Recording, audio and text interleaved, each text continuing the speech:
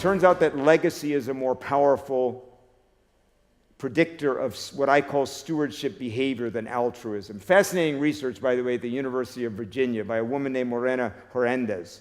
And what Morena has done is she's tried to study what gets leaders and individuals to think about the impact that my behavior is going to have on the company or the future, even when I won't be a part of it. She calls that stewardship behavior.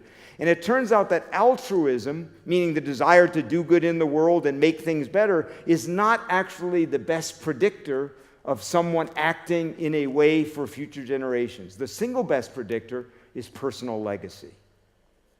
If you can get people asking the question, what do I want my legacy to be when I'm no longer in this company? It totally changes the conversation.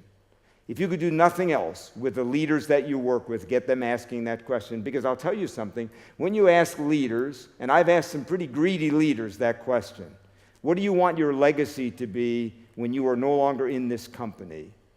You start to hear very different things than when you say, what are your goals? What do you want to accomplish?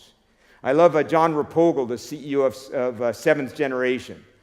It goes to show how the questions we ask change the conversation CEOs has with himself. He was running Guinness at the time, pretty great company. He was running Guinness, and someone inside the company had asked him, John, I think you should work on a personal mission statement. What is your mission as a leader? What is your mission in your life?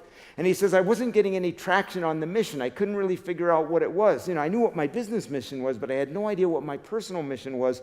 And then one day I was taking my kids to school on my way to work at Guinness, and I happened to catch them in the mirror, my two young kids, in the back seat. And he said, I started to tear up. I started to think about my mission statement. I started thinking about my kids. And I realized everything I was doing in my business life was for myself. Nothing I was doing was going to impact their future in the world in a better way. Within a few months, he quit Guinness, went to Unilever, later went to Seventh Generation. Bill Ford, one of the people that we interviewed for our research and someone I've got to know pretty well, Bill Ford said to us, I'll never forget, he said, one of the greatest challenges to CEO commitment is CEO longevity.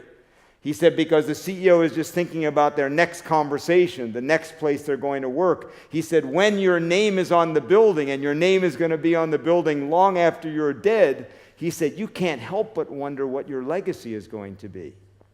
And I believe one of the most profound things we can do with leaders is to get them to start asking that question. And by the way, the same thing is true even in each of our lives.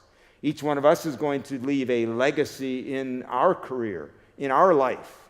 And the more we think about that question, the more profoundly we are likely to answer it in a purposeful way.